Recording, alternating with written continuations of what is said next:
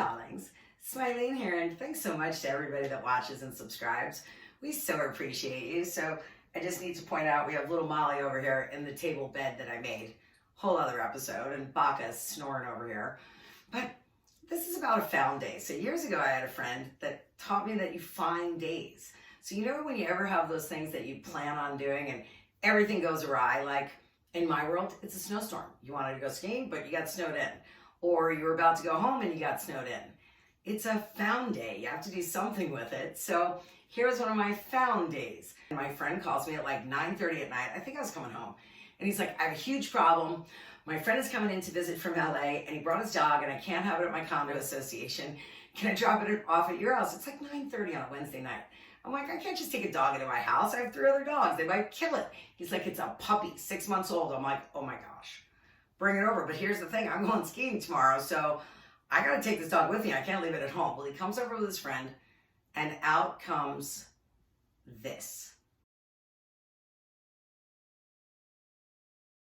Now, I'm serious. How adorable is that puppy? His name is Trap. He's 6 months old, and he's a French bulldog.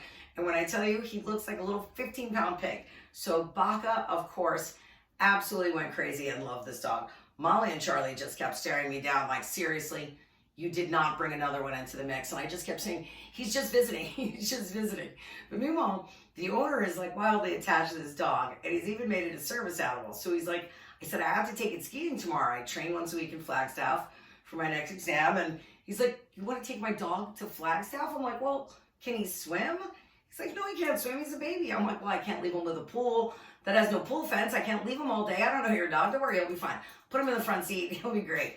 Now, meanwhile, this poor man has not been separated from this puppy since the day he got it. He doesn't want to leave. It's about 1 o'clock in the morning. And my buddy's like, come on, we got to go home. Now, I'm exhausted. I'm supposed to leave no later than 6:30 or 7 the next morning. And I figure, okay, these 2 dogs have been playing for a good 2 hours now. They're both going to go to bed. No way. Okay? No way. How about by 2 a.m.? I don't know what to do with this dog because Baka and Trap will not stop touching each other. I tried to bring them into bed. They wouldn't stop moving. Finally, I thought, okay, that's it. Baka won't take it well if I lock him in his crate, so I put Trap in his crate. So now I have Trap in his crate, and the crying that came from this thing almost woke up my renters. Now, behind this wall that I made, whole other episode, is my Airbnb. Now, when I tell you that this puppy cried that it was going to wake up people 3 rooms over. So then I had to take him back into bed. Now by this point, it's like 2:30 in the morning. I'm exhausted. These 2 will not stop touching each other, okay? So finally couldn't take it anymore. By about 3 o'clock, I locked Baka in his crate and thought, that's it. I'm keeping the pig, as I fondly recall him right now. And wait till you see this. So now, this little mound of adorableness, I finally get to sleep about 3 o'clock in the morning, and next thing you know, this is what I get. I absolutely could not believe that anything this small, I mean, look how small this dog is, could make this much noise. It wasn't possible. Now, I had an English bulldog. Now, a 73-pound English bulldog, you think, okay, definitely snoring, jaws flapping, the whole 9 yards. This little pig made more noise. I got no sleep. So needless to say, when the alarm went off at 6, I looked around. Everybody was out cold. And I thought, I have to go back to bed. This is not happening. I'm not well. So next thing you know, I pass out cold again, wake up to this, okay?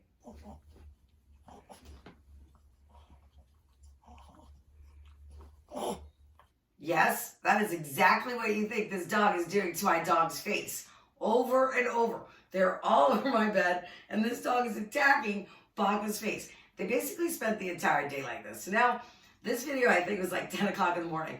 I sent it to the owner and said, dog's fine. We didn't go skiing because I got no sleep.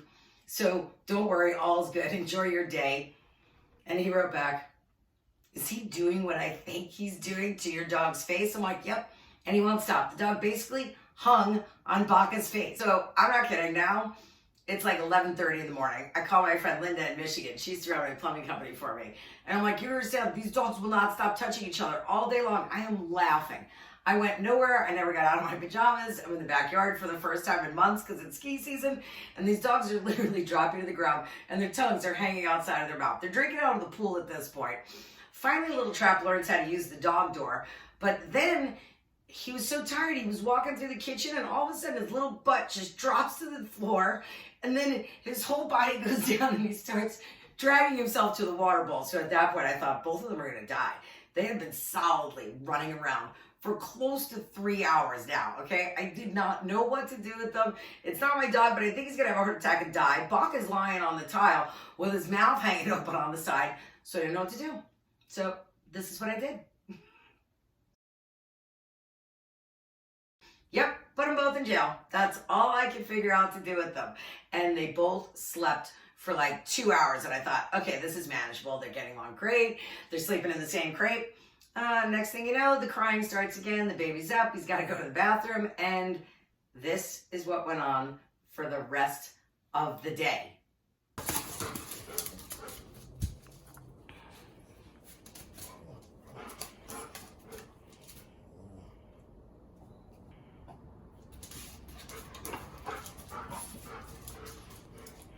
I'm serious, the rest of the day.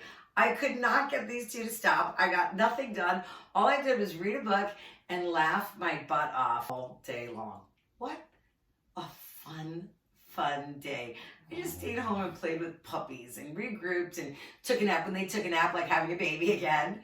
So what did you do with your found day? I'd love to hear it. I never expected this to happen. And it was probably one of the most fun, relaxing days I've had in a long time. So hope you think Trap and Bach are as cute as I do. And thanks again to everybody that subscribes and shares and likes. That's the best you can do. That's the best compliment ever.